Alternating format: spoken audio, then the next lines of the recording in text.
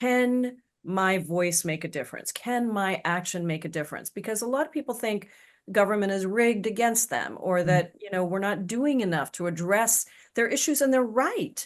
They're right. We Mhm. haven't done enough. But what I say to people as an organizer, because that's what I am, I say to people, did you think 5 years ago or even 3 years ago that the United States government would put the largest ever investment, over $350 billion, into taking on climate change?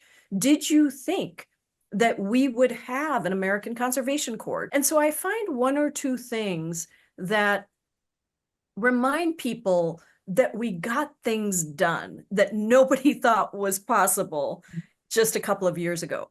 And then I remind people of their part in that. The reason the Progressive Caucus was able to hold the line over and over again to get the Inflation Reduction Act as part of Build Back Better initially, and then ultimately passed on its own, is because we elected people who represent the diversity of Congress. We grew the numbers of the Progressive Caucus inside, and we worked with our progressive allies and partners outside to really bring that movement together of young people, of Black and Brown working class folks.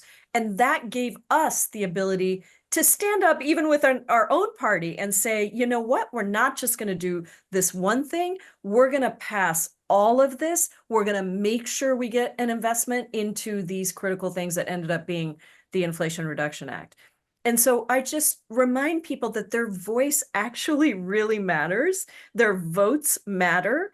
And ultimately, what we are trying to do is reform government so that it responds to working people and poor people instead of to the wealthiest. And you see it in the results of the Inflation Reduction Act.